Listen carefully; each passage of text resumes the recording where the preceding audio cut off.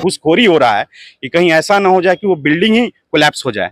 आपको इसके ऊपर जांच बैठानी होगी और हम पूर्ण रूप से जानते हैं कि ऐसी अनियमितता करने के लिए आपने लगातार निरंतर देखा होगा कि गुजरात मॉडल के तहत पुल बनता है 48 करोड़ में और उसको तोड़ने के लिए 52 करोड़ लगाया जाता है। तो ये कहाँ से आप उचित लगता है? ये पैसे के पूर्ण रूप की, जनता के पैसे की पूर्ण रूपेण ये लोग बर्बादी करना जानते हैं। ये सरकार कहती है कि हम गुजरात मॉडल ला रहे हैं पूरे देश प्रदेश में। क्या यही गुजरात मॉडल है जहां पे एक ठेकेदार को जब आप कार्य आवंटित करते हैं तो आप वहां पे एक स्पेसिफिक डीपीआर के तहत आप लोग कार्य आवंटित करते हैं?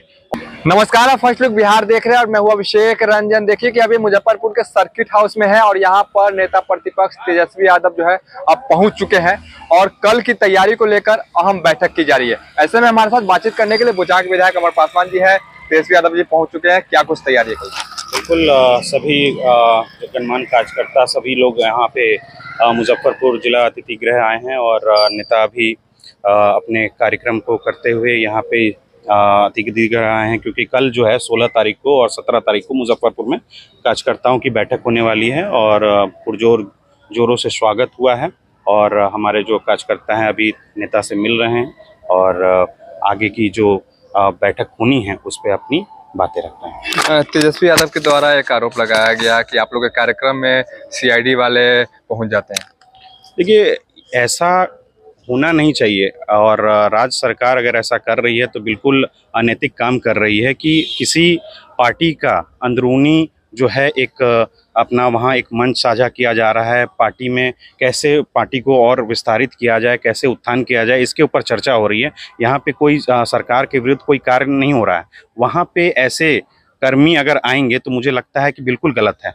अगर सीआईडी की ज़रूरत है तो ऐसे आपराधिक घटनाएं बिहार में रोज पे ऐसे कई अनगिनत घटनाएं घट रही हैं, उसमें अगर सीआईडी लगाते हैं माननीय मुख्यमंत्री जी तो उचित रहता। और यहाँ पे पार्टी के अंदरूनी की देख रहे हैं कि एक नौजवान जो है पूरे प्रदेश को अपने नई सोच से, नए विचार से आगे बढ़ा रहा है। उसके इंटरनल आप कह सकते हैं कि इंटरनल बैठकों में आप जाना ये कहीं से उचित नहीं है। अभी आपने देखा कि हाल फिलहाल में आप ही के बुचाक विधानसभा क्षेत्र में मेडिकल का जो सुपर स्पेशलिटी अस्पताल है, 150 करोड़ का अस्पताल बना, उसका उद्घाटन के स्वास्थ्य मंत्री जो केंद्रीय स्वास्थ्य मंत्री जेपी नड्डा ने किया था और 2 से 3 दिन के बाद उस अस्पताल का दरारें निकलकर सामने आ गई, तो उसकी खबरें मीडिया में आई। देखिए, बिल्कुल ये कहने को ये जो सरकार है देश में ये बिल्कुल ऐसी है कि एनडीए सरकार कहती है कि हम गुजरात मॉडल ला रहे हैं पूरे देश प्रदेश में। क्या यही गुजरात मॉडल है जहां पे एक ठेकेदार को जब आप कार्य आवंटित करते हैं तो आप वहां पे एक स्पेसिफिक डीपीआर के तहत आप लोग कार्य आवंटित करते हैं और उसके बाद कहीं ना कहीं हम लोगों ने देखा, बीते कई दिनों में देखा कि पुल का स्ट्रक्चर गिर जाता है। हमने देखा कि आपका अभी जस्ट केंद्रीय मंत्री आए यहाँ पे और सुपर स्पेशलिस्ट हॉस्पिटल का यहाँ उद्घाटन किया, उसकी चटें उधर जाती हैं, उनका बिल्डिंगों पे ऐसा आपको लग रहा है कि मुझे तो डर है कि कहीं ऐसा घूसखोरी हो रहा है कि कहीं ऐसा ना हो जाए कि वो बिल्डिंग ही कोलैप्स हो जाए।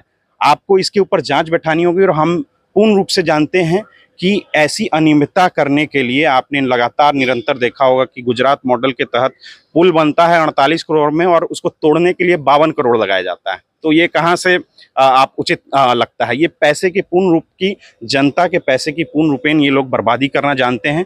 बस ये लोग दिखावे की राजनीति करते हैं, जनता के हित में कोई ऐसा कार्य नहीं करना चाहते। वो लोग तो लगातार कहते हैं कि विपक्ष लोग लगातार भ्रष्टाचार करते हैं। देखिए, विपक्ष लोग भ्रष्टाचार, आप लोग तो 20 साल से अभी तक हैं, आप क्या कर रहे हैं? आज जमीन सर्वे के नाम पे आप लोगों को परेशान करने की नीति बनाए हुए हैं। जो खेतीहारी थे, 70% हमारे जो लोग हैं वो खेती पे डिपेंड करते हैं। आज उन लोगों को ये परिमार्जन की तो चर्चा सरकार ने शुरू की थी ना, 7 साल पूर्व परिमार्जन की चर्चा सरकार ने शुरू की थी। जब ऑफलाइन था तब कोई दिक्कतें नहीं थी, खाता भी सही होता था, खेसरा भी सही होता था, रकबा भी सही होता था, यहाँ की तक की जमाबंदी धारी का नाम भी सही होता था। लेकिन आज इतनी त्रुटियां हैं कि जमाबंदी का धारी का नाम अलग दिखाया जाता है, उसके रकबे में मिसमैच होता है, उसके खाते में मिसमैच होता है, कहीं कहीं इस चीज़ों को छोड़ भी दिया जाता है और वो इन सब चीज़ों में, इन सब उलझनों में उलझते हुए आज ना वो अपने दैनिक कार्य कर पा रहा है और सरकार की ऐसी जो नीति है, एक कमाऊ नीति जो है, घूस कमाऊ नीति वाले सरकार ऐसी सर्वे के काम करके जनता को परेशान कर रही है। जो सर्वे हो रहा है उससे जनता को परेशानी हो रही है। बिल्कुल, सर्वे बिल्कुल जनता की परेशानी हो रही है।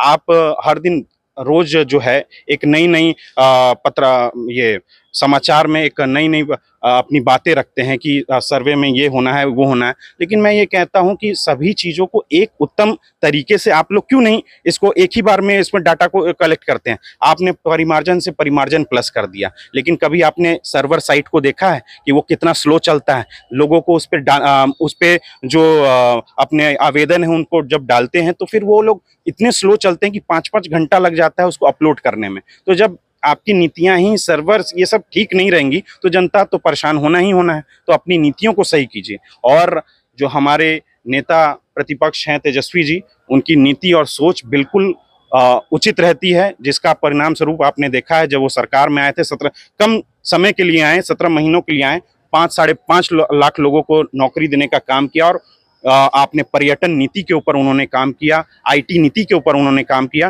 तो नई सोच, नए विचार रखने वाले लोग हैं और जनता वो उस बात को समझती है, इस मजबूती को समझती है।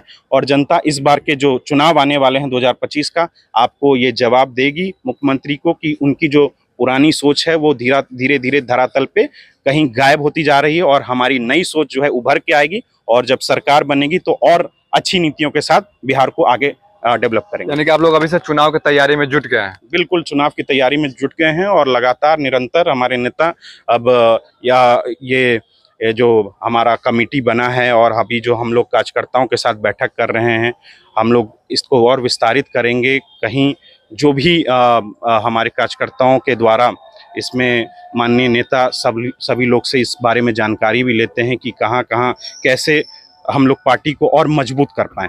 तो उस सब चीज़ों के ऊपर जानकारी ले रहे हैं। तो मुझे लगता है कि इससे और हमारे संगठन में और मजबूती आएगी, हमारे कार्यकर्ताओं में एक जोश उमंग और ज़्यादा इसमें होगा। बिल्कुल। तो देखिए कि नेता प्रतिपक्ष तेजस्वी यादव जो है आज मुजफ्फरपुर पहुंच चुके हैं। कल जो है कार्यकर्ताओं के साथ जो है बैठक की जाएगी और सभी कार्यकर्ताओं से राय लिया जाएगा कि पार्टी की कहां पे टूटी है और कहां पे कमी है, उसको मजबूत करने का प्रयास किया जाएगा। क्योंकि 2025 में बिहार में विधानसभा चुनाव होना है। ऐसे में देखिए कि तैयारी जो है अब जोरों पर है। सभी पार्टियां ने अपनी कमर कस ली है और पूरी तरह से मजबूती से चुनाव लड़ने के लिए सभी पार्टियां दावा कर रही है और सरकार बनाने का भी दावा कर रही है। बने रहिए फर्स्ट लुक बिहार के साथ आगे भी खबरों के लिए। तब तक के लिए नमस्कार।